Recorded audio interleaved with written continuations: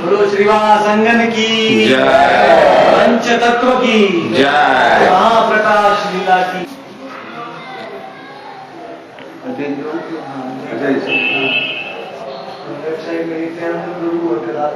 पीछे हैं विष्णु खट्टा, जो श्रीवास का जो खाट भगवान श्रीवास के सब शालिग्राम शिला को अपनी गोदी में लेके बैठ गए। उसने मेरी स्तुति करो, क्योंकि भगवान ने कलयुग में अवतार लिया था लेकिन अपने सब भक्तों की इच्छाओं को पूरी नहीं किया था, इसलिए भगवान ने महाप्रकाश लीला किया श्रीवास संगम में, एक एक भक्त की सब इच्छाओं को पूरी करने के लिए। हरिदास ठाकुर को श्याम सुंदर का कृष्ण का स्वरूप दिखाया, नित्यानंद प्रभु को षडभुज रूप दिखाया, मुरारी गुप्ता को सीताराम का रूप दिखाया, अनंत आचार्य को लक्ष्मी नारायण का रूप दिखाया, और मुकुंद को और आदि अलग अलग भक्तों को अलग अलग रूप दिखाया, राधा कृष्ण का रूप दिखाया।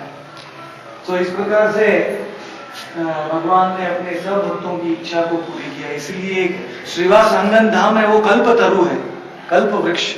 यहाँ आने से अंदर की जो हमारे भक्ति भाव, हमारा जो स्वरूप है, भगवान सब इच्छा को पूर्ति कर। यहाँ एक्चुअली कीर्तन संकीर्तन करना चाहिए, यहाँ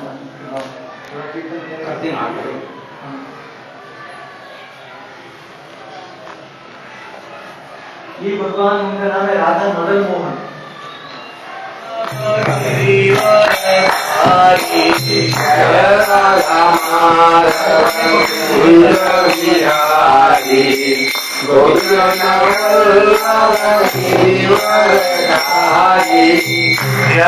यशोदानंदन व्रज जनरंजन यमुना तीरवनचारी।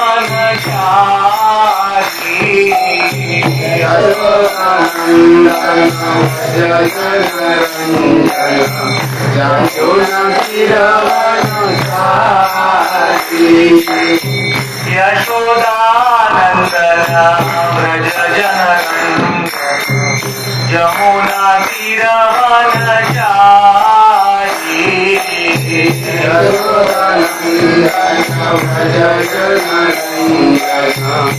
यमुना तीरवनचारी। जय गौरनीताई जय कीर्तन बिहारी, भक्त जन वल्लभ भक्त दुखहारी। जय गौरनीताई जय कीर्तन बिहारी, भक्त जन वल्लभ भक्त दुखहारी। श्री सच्चिदानंद नवद्वीपं जानकी तीरवनचारी।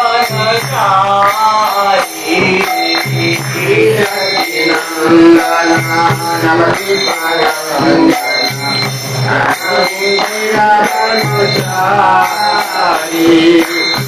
जय नित्यानंद जय गौरांग, जय नित्यानंद जय गौरांग, जय नित्यानंद जय गौरांग, जय नित्यानंद जय गौरांग, जय नित्यानंद जय गौरांग, जय नित्यानंद जय गौरांग, नित्यानंद जय गौरांग, जय नित्यानंद जय गौरांग, जय नित्यानंद जय गौरांग, जय नित्यानंद जय गौरांग, जय नित्यानंद जय गौरांग, जय Nityanand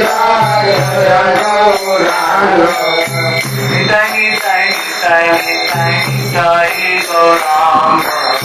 Nitai Nitai Nitai Nitai Nitai Gauranga.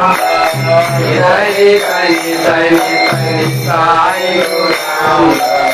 Nitai Nitai Nitai Nitai Gauranga. Nitai Nitai Nitai Nitai Nitai Gauranga. Nitai Nitai Nitai Nitai Nitai Gauranga.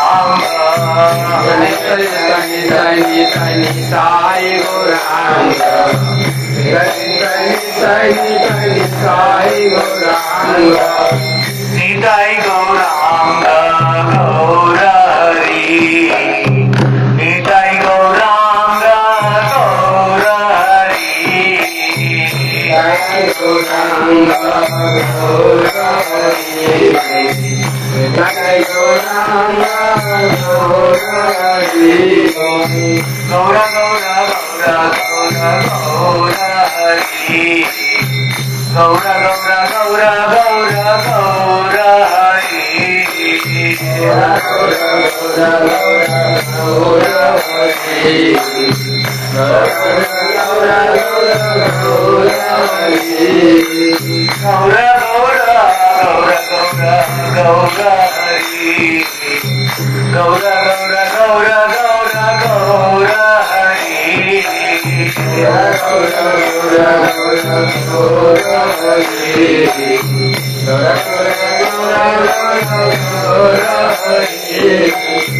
Srivasena Pranadhana Gaurari.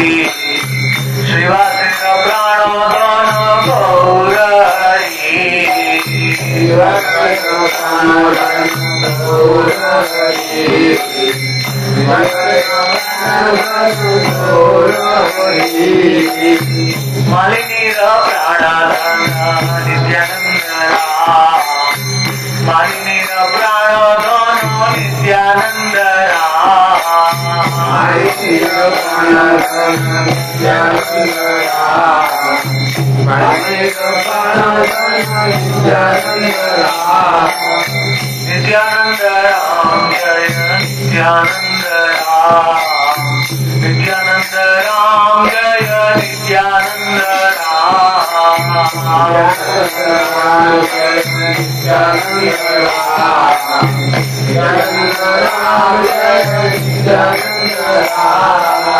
Krishna Hare Krishna, Krishna Krishna Hare Hare, Hare Rama Hare Rama, Rama Rama Hare Hare.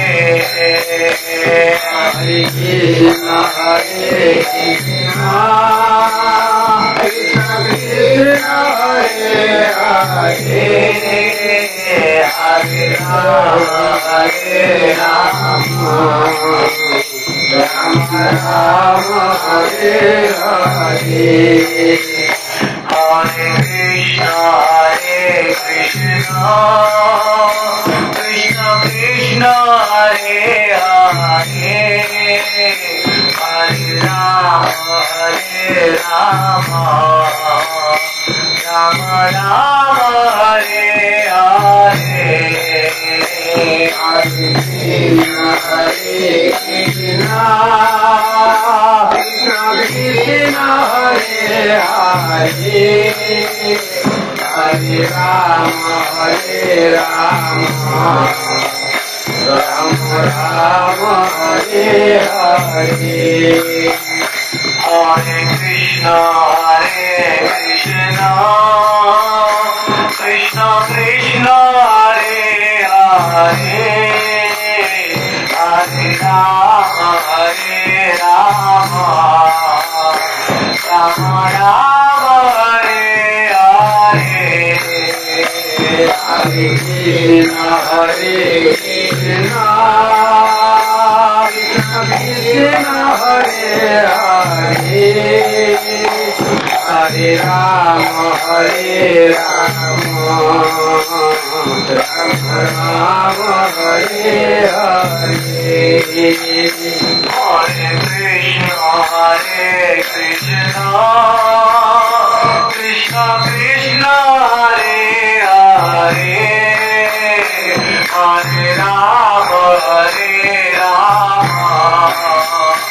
Ram Ram Hare Hare Hare Krishna हरे कृष्णा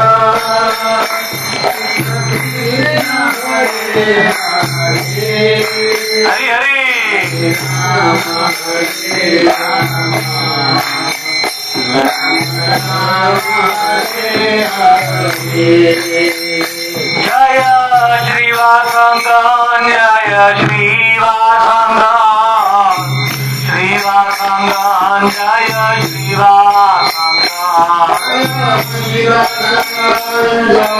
श्रीवासंगम जय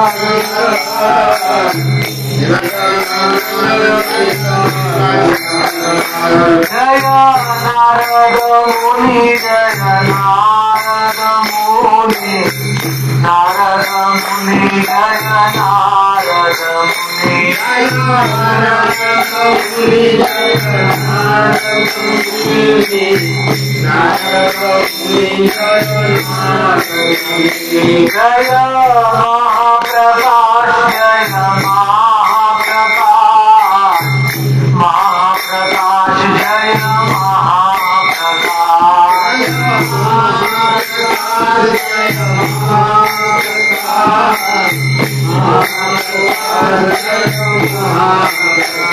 जय पंचतत्व जय पंचतत्व पंचतत्व जय पंचतत्व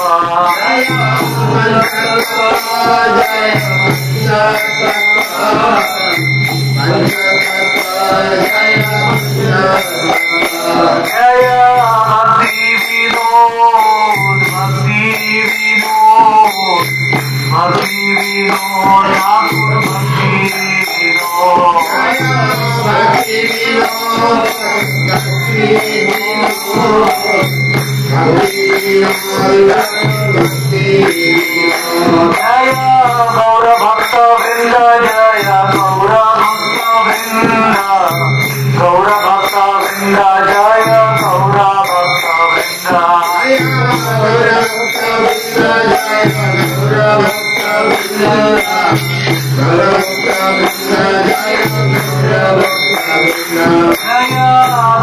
प्रभुपाद जय प्रभुपाद प्रभुपाद जय प्रभुपाद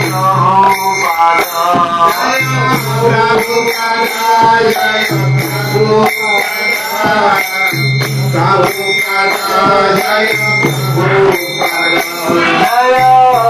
गुरुदेव जय गुरुदेव गुरुदेव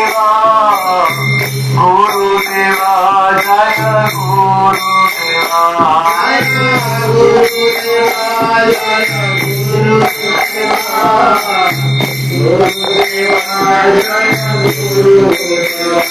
जय नाम संकीर्तन जय नाम संकीर्तन नाम संकीर्तन जय नाम संकीर्तन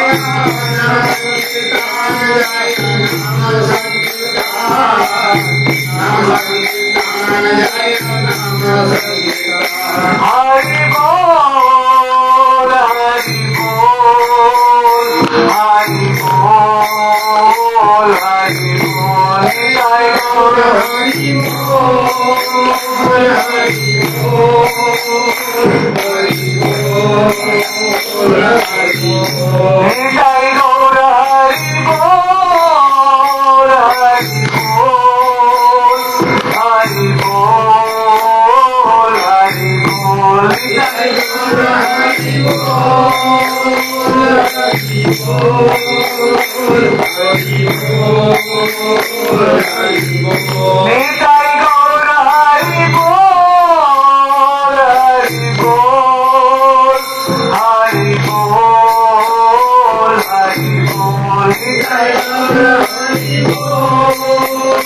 हरि बोल हरि बोल हरि बोल हरि बोल जय राधे जय राधे। श्री राम संकीर्तन की जय जय। बोलो नित्यानंद।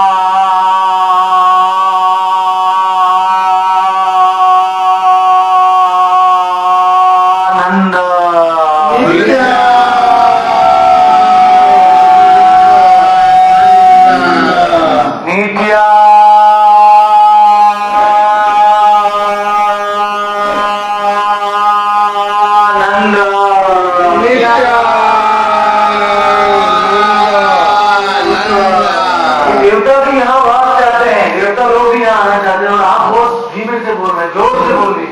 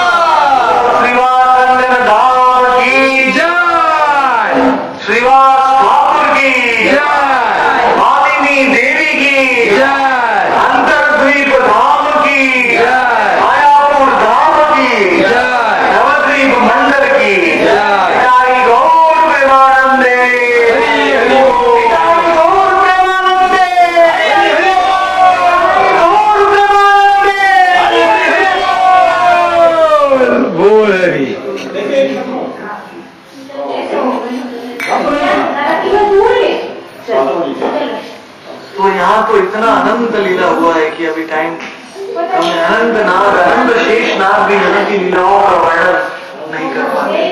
इतना अद्भुत श्रीवास संगम में लीला हुआ है। एक बार भगवान यहाँ बैठे थे और भक्त प्रणाम करने को आए। भगवान बोले बाजू में मत आओ, दूर से प्रणाम। तो सब भक्तों ने बोला क्यों भगवान हम दूर से? देखो तुमको नहीं दिख रहा, लेकिन चतुर्मुख ब्रह्मा और पंचमुख शिव भी यहाँ प्रणाम कर रहे हैं, दूर से करो, उनके ऊपर तुम मारा मत कुछ चला। श्रीवास संगम में ब्रह्मा शिव नारद सब लेट के बैठे हैं। वो नारद जी तो घर ही है, लेकिन सब इधर धूल में लेटते हैं, लोटपोट हो जाते हैं। श्रीवास अंगन की धूल का एक एक कण पूरे नवदीप मंडल की महिमा है, श्रीवास अंगन के महिमा के बराबर है। इतना ही अद्भुत भाव है। जैसे वृंदावन में सारे अनंत सृष्टि की महिमा है, वो मथुरा की धूल के एक कण के बराबर है। और पूरी मथुरा की महिमा है, वो वृंदावन के एक धूल के कण के बराबर है। और पूरे ब्रज वृंदावन की महिमा है, वो गोवर्धन पर्वत के धूल के कण के बराबर है। और पूरे गोवर्धन की लीलाओं की और सब महिमा है, वो राधा कुंड के एक धूल के कण के बराबर है। तो सबसे ऊंचा धाम कौन सा है? राधा कुंड है, वृंदावन। उसी प्रकार मायापुर नवद्वीप में सारे सृष्टि के महिमा है, वो नवद्वीप के एक कण के बराबर। पूरे नवद्वीप की महिमा है, वो मायापुर के एक कण के बराबर। पूरे मायापुर की महिमा है, वो पूरी का योगपीठ के एक कण के बराबर। पूरे योगपीठ की महिमा है, वो श्रीवास अंगन के एक कण के बराबर। सबसे परम धाम कौन सा है मायापुर में? श्रीवास अंगन। श्रीवास अंगन की जय। और ये सिद्ध करने के लिए भगवान ने श्रीवास ठाकुर के मृत पुत्र को जीवित कर दिया। इधर भगवान को पूरी रात भर कीर्तन चालू था और अंदर के रूम में श्रीवास ठाकुर का एक पुत्र मर गया रात को, दोपहर को 12 बजे। तो अंदर की स्त्रियां सब रोने लगी जोर जोर से, लेकिन भगवान का कीर्तन बहुत अद्भुत चल रहा था, मतलब आवाज बाहर नहीं आई। लेकिन श्रीवास ठाकुर ने सुन लिया। श्रीवास पंडित अंदर गए और अपनी स्त्रियों को डांटने लगे। बोलते हैं, अरे भगवान मेरे अंदर में वैकुंठपति गोलोकपति मेरे अंदर में नृत्य कर रहे हैं और तुम्हारे रोने से अगर उनका नृत्य बंद हो गया तो मैं भी जाके आत्महत्या कर दूं। तुम्हारा पुत्र तो ऑलरेडी तुमने घुमा दिया है, अभी मैं भी चला जाऊंगा तुम्हारे रोने से, बंद करो रोना। अरे ये हमारा संसार इतना भाग्यवान है कि भगवान के संकीर्तन में उसका आत्मा चला गया, वो डायरेक्ट गोलोक धाम में चला गया। क्यों रो रही हो उसके लिए? भगवान का कीर्तन का दर्शन करो। तो सब स्त्रियां शांत हो गई। फिर श्रीवास ठाकुर ने, फिर भगवान ने कीर्तन किया। लेकिन जब सुबह का समय हुआ 4-5 बजा, भगवान पूरी रात सोते नहीं है, पूरी रात भर कीर्तन करते हैं। वृंदावन में पूरी रात भर गोपियों के साथ रासलीला करते हैं, इधर पूरी रात भर यहाँ सब भक्तों के साथ संकीर्तन करते हैं, लोटापुटी करते हैं, जटापुटी, एक दूसरे को आलिंगन करते हैं। यहाँ इतना हवा में छलांग लगाते हैं भगवान, इतना अद्भुत नृत्य चलता है यहाँ। ये तो छोटा घर है, एक्चुअली श्रीवास आंगन बहुत बड़ा है, जो गोलोक असली श्रीवास आंगन है बहुत बड़ा, आजू बाजू का बगीचा सब। तो सुबह का टाइम हुआ तो भगवान थोड़ा बैठे, बोले आज ये घर में कुछ अशुभ हुआ है। तो भगवान को तो सब पता है, क्या छुपा सकते हैं, तो कुछ अशुभ हुआ है। क्या हुआ है जल्दी बताओ मुझे, आज मुझे कुछ भाव अलग आ रहा है। तो तब चारों भाई आके, श्रीवास के चारों भाई आके भगवान के चरण में बोलते, प्रभु हमारी एक संतान चली गई आज। तो भगवान ने कहा मुझे बताया क्यों नहीं श्रीवास, तुमने इतना बड़ा घटना हुआ घर में, मुझे बताया नहीं। बोलो उस संतान को बाहर लाओ। तो उसके मृत शरीर को यहाँ बाहर लाया गया और भगवान ने उसके छाती पे हाथ रखा, बोले तुम वापस आ जाओ, क्यों छोड़ के चले गए। तो आत्मा किधर पहुंच गया था भ्रमण में, तो वो आत्मा वापस आ गया और वो लड़का उठ के खड़ा हो, बोलते प्रभु हाथ जोड़ के बोला, प्रभु आपने मुझे क्यों वापस बुलाया, तुम्हारा इच्छा है जीवेर जन्म मरण, तब इच्छा मते जीवेर सुख संगठन। आपकी इच्छा से मेरा मृत्यु हुआ, आपकी इच्छा से मेरे इतने परम पवित्र घर में मेरा जन्म हुआ। श्रीवास ठाकुर नारद मुनि, आपकी इच्छा से जीवन में सुख आता है, दुख आता है। तब इच्छा मते माया सृजे कारागार, तब इच्छा मते जीवे जन्म मरण, तब इच्छा मते ब्रह्मा करे न सृजन, तब इच्छा मते विष्णु करे न पालन। आपकी इच्छा से सब हो रहा है, ब्रह्मा सृजन कर रहा है, विष्णु पालन कर रहा है, शंकर। तो आपने क्यों मुझे बुलाया वापस। तो भगवान ने कहा तुम ऐसे श्रम में चले गए कि सबको दुख हो गया, इसलिए मैं तुमको वापस बुलाया। बोला प्रभु आप मुझे भेजा है, आप मुझे बुलाया है, तो मैं वापस आ गया, बोलिए। तो तब उस बालक ने उपदेश दिया सबको। तब श्रीवास ठाकुर की पत्नी का शोक, मालिनी देवी का शोक, जो वृंदावन में गोपी है, किलंबिका देवी, जो कृष्ण की सेवा, यशोदा की सेवा करती हैं, कृष्ण को बाल कृष्ण को सेवा, वही गोपी मालिनी के रूप में, श्रीवास की पत्नी के रूप में अवतार हुआ। और मालिनी देवी इतनी परम भक्त थी भगवान की कि भगवान दोनों, गौर निताई दोनों उनके बालक की तरह उनसे प्रेम करती थी। निताई तो इधर अवधूत की तरह आ गया और निताई को खुद अपने हाथ से खिलाती थी मालिनी देवी। इतना नित्यानंद प्रभु का यहाँ अद्भुत लीला हुआ और श्रीवास के घर में ही रहे। एक बार तो फिर क्या हुआ, ये पुत्र वापस बेहोश हो गया, वापस मर गया, ऐसा उपदेश देके भगवान, तो भगवान उसको हाथ में लेके गंगा जी के किनारे में गए, उसके शरीर को संकीर्तन करते करते। और जैसे ही वो गंगा जी के किनारे के बाजू में आए, बड़ा महान आश्चर्य हुआ। अंदर पानी में से मगर के ऊपर बैठी हुई कौन आई, गंगा देवी स्वयं, मकर कुंडल पहने हुए, सफेद रंग का उनका शरीर था गंगा देवी का, और मगर के ऊपर बैठती हूँ। वो स्वयं आके बोली प्रभु को दे दीजिए श्रीवास के पुत्र को, मुझे अपना हाथ लंबा किया और भगवान ने श्रीवास ठाकुर के पुत्र को गंगा देवी को सौंप दिया। गंगा देवी उसको लेके पानी में चली गई। ये नवजीत का अद्भुत लीला श्रीवास संगम में हुआ। दूसरा मैं कौन सा बताने जा रहा था, नित्यानंद। हाँ, एक नित्यानंद प्रभु जो व्यास पूजा हुआ, जो तो नित्यानंद प्रभु ने हार किसके ऊपर डाला, गौरांग महाप्रभु के ऊपर। व्यास के बदले बोले मेरे प्रभु ही तो सब कुछ। तो जैसे ही हार भगवान के ऊपर डाला, तुरंत भगवान के 2 हाथ अदृश्य हो। और क्या हो गया पता नहीं, आपको पड़ा, 6 हाथ हो गया, षडभुज। भगवान नित्यानंद प्रभु का हार पहन के भगवान अपना 2 हाथ नहीं रख सके, अपना षडभुज धारण कर लिया। और वो षडभुज अलग है, पुरी में जो षडभुज दिखाया वो अलग है, इधर नित्यानंद प्रभु को षडभुज दिखाया वो अलग दर्शन। इधर जो 4 हाथ हैं वो शंख चक्र गदा और पद्म, और 2 हाथों में मुरली ऐसे करके बजा रहे हैं मुरली, और 4 हाथ में शंख चक्र गदा और पद्म है। पूरी में चतुर्भुज में क्या है? कमंडल, तीर और 2 हाथ राम के, 2 हाथ कृष्ण के और 2 हाथ गौरांग के। वो सारा ओम भट्टाचार्य को दिखाया वहां। यहाँ उन्होंने भी नारायण का और कृष्ण का रूप दिखाया। अद्वैत आचार्य को भी चतुर्भुज रूप इधर दिखाया और द्विभुज रूप दिखाया श्याम सुंदर कृष्ण का। तो इस प्रकार से जब नित्यानंद प्रभु तो बेहोश हो गए भगवान का चतुर्भुज देख के।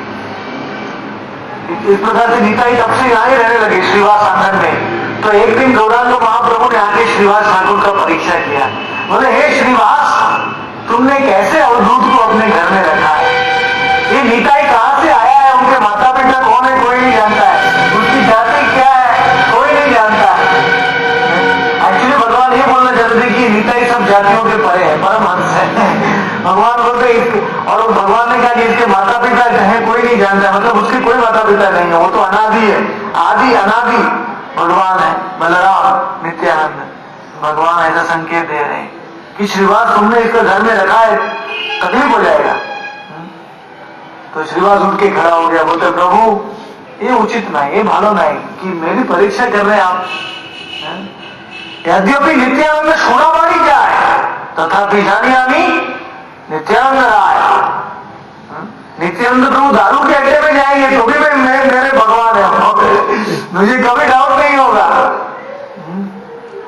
वो दारू के अड्डे में जाके जीवों का उद्धार कर रहे हैं। एक बार नित्यानंद प्रभु बंगाल में गए तो दारू के अड्डे में घुस गए, सब लोग बहुत लोग डर गए। नित्यानंद प्रभु क्या 5 मिनट में बाहर आए तो दारू के अड्डे में से जोर से आवाज आने लगा, हरि बोल, हरि बोल, हरि बोल। सबने मदिरा पान छोड़ दिया और हरि बोल कर रहे। इसीलिए भगवान ने नित्यानंद प्रभु को कहा कि तुम विवाह मत करो, तुम ब्रह्मचारी मत रहो, तुम विवाह करो, ताकि तुम ऐसी जगह में जा सकते हो जहां मैं नहीं जा सकता, सन्यासी, और वहां तुम प्रचार कर सकते। तो इस प्रकार से श्रीवास का परीक्षा किया। श्रीवास ठाकुर ने बोला, निताई मोर जाति भ्रष्ट करी, मोर जीवन भ्रष्ट करी, मोर धन लई, मेरा सब कुछ ले लेगा तो भी मैं निताई को नहीं छोड़ूंगा। ये निताई तो साक्षात बलराम है। जो निताई को छोड़ दिया उसने आपको छोड़ दिया, बराबर है। तो जब ऐसा कहा तो महाप्रभु उठ के खड़े हो गए, बोलते धन्य हो श्रीवास, मैं बहुत प्रसन्न हुआ तुम्हारा निताई निष्ठा देख के, निताई प्रेम देख के। मैं तुम्हें 2 वरदान दूंगा आज, ऐसा वरदान दूंगा जो मुझे किसी को नहीं दिया है। कौन सा वरदान दिया श्रीवास को? एक तो लक्ष्मी अगर दूसरा हमें जितने भी है सबको प्रेम मिले। हाँ, श्रीवास को पहला वरदान दिया कि अगर मेरी शक्ति, अगर लक्ष्मी, महालक्ष्मी, जो सृष्टि की सब दौलत उसके हाथ में है, उनके हाथ में, वो लक्ष्मी का भी ऐसा समय आएगा कि भीख मांगेगी वो, अगर लक्ष्मी घर घर में। लेकिन श्रीवास तुम्हारे घर में कोई भी कमी नहीं हो, कभी। अगर लक्ष्मी भी भिक्षा मांगेगी तो भी तुम्हारे घर में कभी कमी नहीं हो। और दूसरा वरदान ये देता हूं कि तुम्हारे घर का कुत्ता, बिल्ली, दास, दासियां, सब कोई मुझे मेरे खुद से भी ज्यादा प्रिय है, क्योंकि तुम्हारे घर में मैं कीर्तन करता हूँ, संकीर्तन रोज रात को।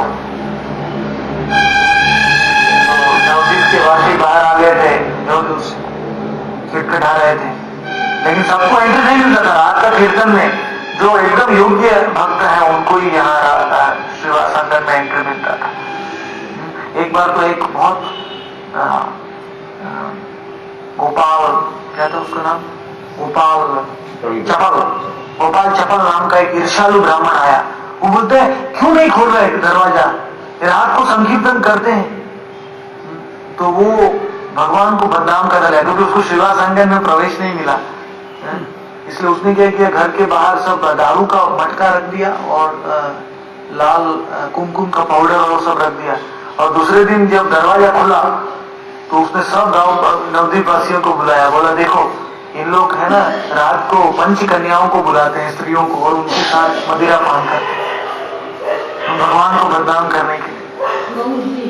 तो क्योंकि उसने श्रीवास ठाकुर का अपमान किया, उसको तीसरे ही दिन उसको कुष्ठ रोग, लेप्रोसी, गोपाल चपल को इतना भयंकर रोग हो गया कि उसको नवद्वीप के बाहर जाके गंगा के किनारे में कुटिया एक बना के रहना पड़ा। कोई लोग उसके सामने देखने को तैयार नहीं। एंड में भगवान पूरी जाके वापस आए, जब महापतित लीला करने, पतित पावन लीला सबको क्षमा किया, तब गोपाल चपल को क्षमा किया। उस समय एक ब्रह्मचारी था जो 25 साल तक दूध पीता था खाली। वो ब्रह्मचारी ने बोला मुझे श्रीवास अंगन का लीला दर्शन करना है। तो महाप्रभु ने बोला ये संकीर्तन में कोई अलाउड नहीं, श्रीवास अंगन का संकीर्तन खाली मेरे अंतरंग भक्त ही देख सकते हैं। तो लेकिन ये ब्रह्मचारी श्रीवास ठाकुर के पास आया, बोला मैंने 25 साल तक दूध पिया है, मैं पूरा शुद्ध सत्व गुण में हूं, मुझे संकीर्तन लीला देखना है, श्रीवास है। तो श्रीवास ठाकुर ने बोला ठीक है, प्रभु का तो आज्ञा नहीं है, लेकिन मैं तुमको छुप के रखता हूं अंदर। तो छुप के एक बास्केट के अंदर उसको रख दिया रात को, ब्रह्मचारी को। तो उसने छुप के सब लीला को देखा, गौरांग का संकीर्तन लीला पूरी रात भर। फिर जब रात का समय हुआ तो भगवान बोलते ये घर में कोई अयोग्य व्यक्ति आ गया है, आज मैं यहां नृत्य नहीं करूंगा। ऐसे करके भगवान बैठ गए। तो सब लोग ढूंढने लगे, बोले ढूंढो ढूंढो कौन है। तो बाद में श्रीवास ने आगे बोला प्रभु क्षमा करो, तो ब्रह्मचारी, वो तो दूध पीता है खाली 25 साल से, वो आ गया, वो तो शुद्ध था इसीलिए मैंने। तो प्रभु ने बोला अगर दूध पीने से मुझे कृष्ण मिलेंगे खाली तो मैं जन्म जन्मांतर से खाली दूध ही पीऊंगा, लेकिन केवल दूध पीने से, फलाहार करने से कृष्ण नहीं मिलते हैं। कृष्ण कैसा मिलता है? नाम संकीर्तन, लेकिन नाम संकीर्तन कैसे करना चाहिए? भक्ति में भाव के साथ। भक्ति भाव कैसे आएगा? तृणादपि सुनीचेन तरोरिव सहिष्णुना अमानिना मानदेन कीर्तनीय सदा हरि। दैन्य दया अन्य मानो प्रतिष्ठा बर्जन चारि गुणे गुणी होई करो कीर्तन। चारों जन मिलकी कीर्तन, चारे गुणे गुणी होई करो कीर्तन। दैन्य दया अन्य मानव प्रतिष्ठा वर्जन। दैन्य नम्र बनो, तृण से भी नम्र। तृण होता है ना, उसको लोग कुचल देते हैं, घास, तो भी वो माथा ऊपर नहीं करता है, नीचे ही रहता है। और वृक्ष से भी सहिष्णु बनो। वृक्ष को कोई पत्थर मारता है तो वृक्ष क्या करता है? फल देता है, फल देता है। वृक्ष को कोई काटने के लिए आता है तो वृक्ष अपने शरीर में बलिदान कर देता है। कोई थका हुआ मुसाफिर आता है तो वृक्ष छाया देता है। वृक्ष खुद सूर्य का प्रकाश सहन करता है, पानी वर्षा, लेकिन उसको छाया देता है। उतना सहिष्णु बनो। दैन्य दया अन्य मानव, और सबको मान दो इस संसार में, सबको सम्मान करो, लेकिन खुद के लिए सम्मान की इच्छा मत कर। अन्य मानव प्रतिष्ठा वर्जन। खुद नाम सम्मान, दूसरे लोग मुझे प्रशंसा करेंगे अपेक्षा मत कर, दूसरों को मान।